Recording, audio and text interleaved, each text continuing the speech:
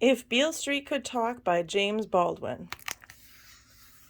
We're starting on page 69. He said, "I think you'll find it's still pumping, but I wouldn't call it a heart." He turned to my father. "Joe, let the women take care of her and come with me." And as my father hesitated, "Please, please, Joe, come on." "Go on with them," Sharon said. "Go on." Sheila knelt beside her mother. Adrian stubbed out her cigarette in the ashtray and stood up. Ernestine came out of the bathroom with rubbing alcohol and knelt beside Sheila.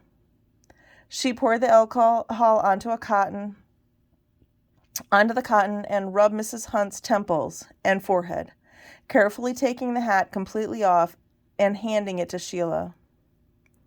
"Go on, Joe," said Sharon. "We don't need you here."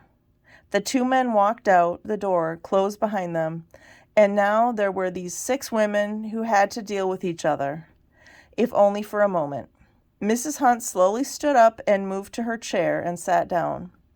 And before she could say anything, I said, "That was a terrible thing you said to me.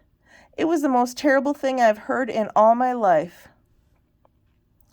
"My father didn't have to slap her," said Adrian. "She does have a weak heart." "She got a weak head," said Sharon.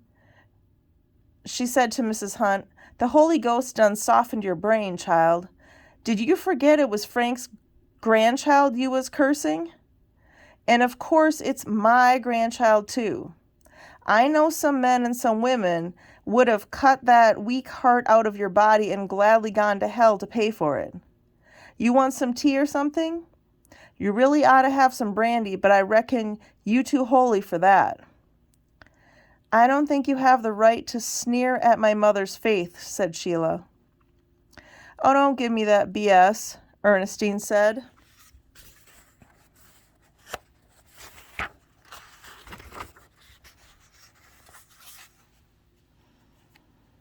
"You so shamed you got a holy roller for a mother you don't know what to do. You don't sneer, you just say it shows she's got soul. So other people don't think it's catching, and also so they'll see that a bright, bright girl you are. You make me sick." "You make me sick," said Adrian. "Maybe my mother didn't say it exactly like she should have said it. After all, she's very upset. And she does have a soul. And what you funky niggers think you've got? She only asked one question, really." She put up one hand to keep Ernestine from interrupting her. She said, "Who's going to raise this baby? And who is? Tish ain't got no education, and God knows she ain't got nothing else, and Fonny ain't never been worth a damn. You know that yourself. Now who is going to take care of this baby?" "I am," I said. "You dried up yellow thing. You keep on talking, and I'm going to take mighty good care of you." She put her hands on her hips, the fool, and Ernestine moved between us and said very sweetly, "Adrian, baby, may I tell you something, lumps, sweetie pie?" She put one hand very lightly against Adrian's cheek. Adrian quivered but did not move. Ernestine let her hand rest and play for a moment. "Oh, sugar, from the first day I laid eyes on your fine person, I got hung up on your Adam's apple. I've been dreaming about it. You know what I mean? When you get hung up on something, you ain't never really been hung up on anything or anybody, have you? You ain't never watched your Adam's apple move, have you? I have. I'm watching it right now. Oh, it's delicious. I just can't tell, sweetie, if I want to tear it out with my fingers or my teeth. Oh, or carve it out. The way you carve a stone from a peach. It is a thing of beauty. Can you dig where I'm coming from, sugar? But if you touch my sister, I'm going to have to make up my mind pretty quick, so... She moved away from Adrian. Touch her. Go on, please. Take these chains from my heart and set me free. I knew she shouldn't have come, Sheila said. I knew it. Ernestine stared at Sheila until Sheila was forced to raise her eyes. Then Ernestine laughed and said, My, I must have a dirty mind, Sheila. I didn't know that you could even say that word. Then real hatred choked off the air. Something bottomless occurred which had nothing to do with what seemed to be occurring in the room. I suddenly felt sorry for the sisters, but Ernestine didn't. She stood where she stood, one hand on her waist, one hand hanging free, moving only her eyes. She was wearing gray slacks and an old blouse, and her hair was untidy on her head, and she wore no makeup. She was smiling. Sheila looked as though she could hardly breathe or stand, as though she wanted to run to her mother, who had not moved from her chair. Adrian, whose hips were wide, wore a white blouse and a black flaring pleated skirt, and a short, tight black jacket and low heels. Her hair was parted in the middle and tied with a white ribbon at the nape of her neck. Her hands were no longer on her hips. Her skin, which was just a shade too dark to be high yellow, had darkened and mottled. Her forehead seemed covered with oil.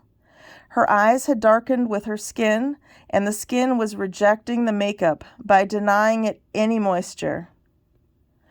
One saw that she was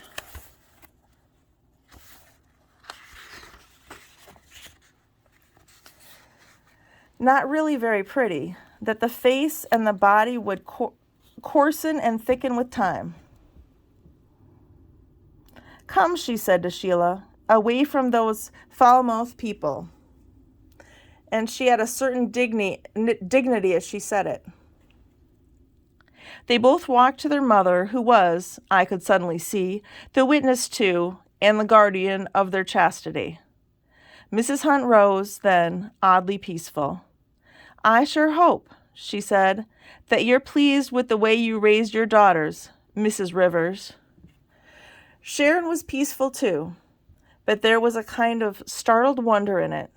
She stared at Mrs. Hunt and said nothing, and Mrs. Hunt added, These girls won't be bringing me no bastards to feed.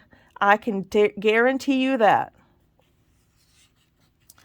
But the child that's coming, said Sharon, after a moment, is your grandchild. I don't understand you. It's your grandchild. What difference does it make how it gets here? The child ain't got nothing to do with that. Don't none of us have nothing to do with that. That child, said Mrs. Hunt, and she looked at me for a moment, then started for the door, Sharon watching her all the while. That child. I let her get to the door. My mother moved, but as though in a dream, to swing the locks. But I got there before her. I put my back against the door. Adrian and Sheila were behind their mother. Sharon and Ernestine did not move. That child, I said, is in my belly. Now you raise your knee and kick it out, or with them high-heel shoes. You don't want this child? Come on and kill it now. I dare you. I looked her in the eyes. It won't be the first child you tried to kill. I touched her upside-down coal scuttle hat. I looked at Adrian and Sheila. You did pretty well with the first two. And then I opened the door, but I didn't move. Okay, you try it again. With Fonny, I dare you. May we, asked Adrian, with what she hoped was ice in her voice, leave now? Tish, said Sharon, but she did not move. Ernestine moved past me, moving me away from the door and delivering me to Sharon. Ladies, she said, and moved to the elevator and pressed the button. She was past a certain fury now. When the elevator arrived and the door opened, she merely said, ushering them in, but holding the door open with one shoulder, "Don't worry. We'll never tell the baby about you. There's no way to tell a baby how obscene human beings can be." And in another tone of voice, a tone I'd never heard before, she said to Mrs. Hunt, "Blessed be the next fruit of thy womb. I hope it turns out to be uterine cancer, and I mean that. And to the sisters, if you come anywhere near this house again in life, I will kill you. This child is not your child. You have just said so. If I hear that you have so much as crossed a playground and seen the child, you won't leave to get any kind of cancer. Now, I am not my sister. Remember that. My sister's nice. I'm not. My father and my mother are nice. I'm not. I can tell you why Adrian can't get screwed. You want to hear it? I could tell you about Sheila, too, and all those cats she jerks off in their handkerchiefs, in cars and movies. Now you want to hear that?" Sheila began to cry, and Mrs. Hunt moved too close, closed the elevator door. Ernestine laughed, and with one shoulder held it open.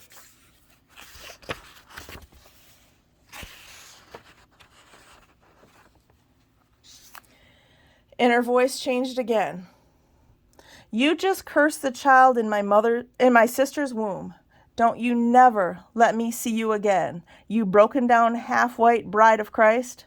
And she spat in Mrs. Hunt's face and let the elevator door close. And she yelled down the shaft, "That's your flesh and blood you were cursing, you sick, filthy, dried up jerk. And you carry that message to the Holy Ghost, and if he don't like it, you tell him I said he's a faggot and he better not come nowhere near me." And she came back into the house with tears running down her face and walked to the table and poured herself a drink. She lit a cigarette. She was trembling. Sharon in all this had said nothing.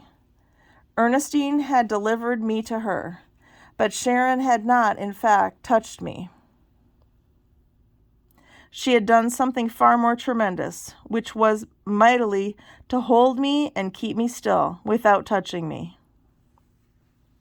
"Well," she said, "the men are going to be out for a while, and Tish needs her rest, so let's go on to sleep."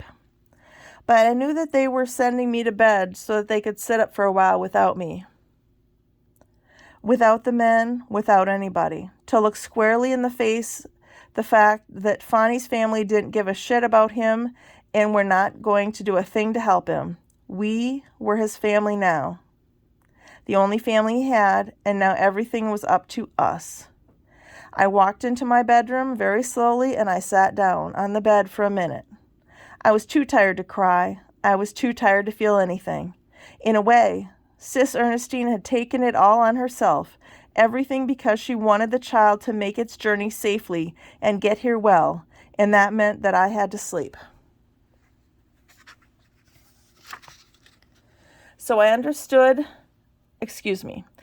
undressed and curled up on the bed. I turned the way I'd always turned toward Fonny. When we were in bed together, I crawled into his arms and he held me, and he was so present for me that again I could not cry. My tears would have hurt him too much. So he held me, and I whispered his name while I watched the streetlights playing on the ceiling. Dimly I could hear Mama and Sis in the kitchen, making believe that they were playing gin rummy.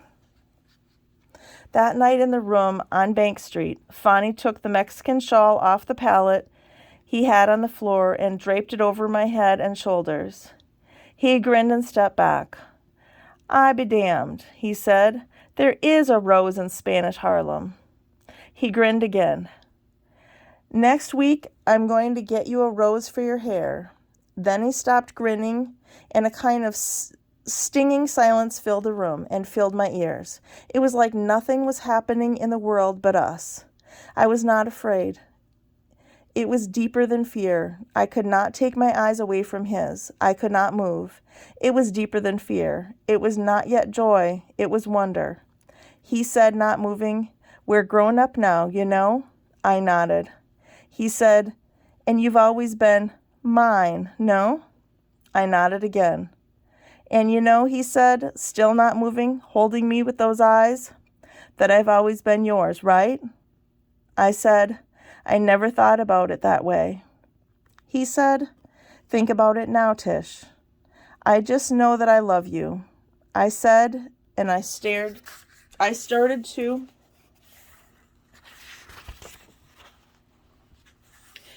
cry. The shawl seemed very heavy and hot, and I wanted to take it off, but I couldn't.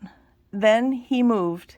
His face changed. He came to me and took the shawl away and flung it into a corner. He took me in his arms, and he kissed my tears, and then he kissed me, and then we both knew something which we had not known before. "I love you too," he said, "but I try not to cry about it."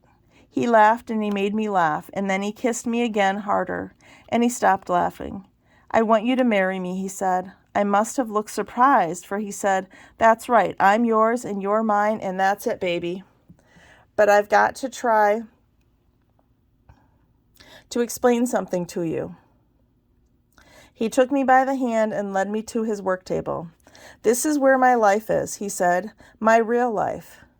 He picked up a small piece of wood. It was about the size of 2 fists. There was a hope in his eye gouged into it. There was the hope of an eye gouged into it, the suggestion of a nose. The rest was simply a lump of somehow breathing wood. "This might turn out all right one day," he said, and laid it gently down, "but I think I might already have screwed it up." He picked up another piece, the size of a man's thigh. A woman's torso was shaped in it. "I don't know a thing about her yet," he said, and put it down, again very gently. Though he held me by one shoulder and was very close to me, he was yet very far away. He looked at me with his little smile. "Now listen," he said. "I ain't the kind of joker going to give you a hard time running around after other chicks and crap like that. I smoke a little pot, but I ain't never popped no needles, and I'm really very square. But," he stopped and looked at me very quiet, very hard. There was a hardness in him I had barely sensed before.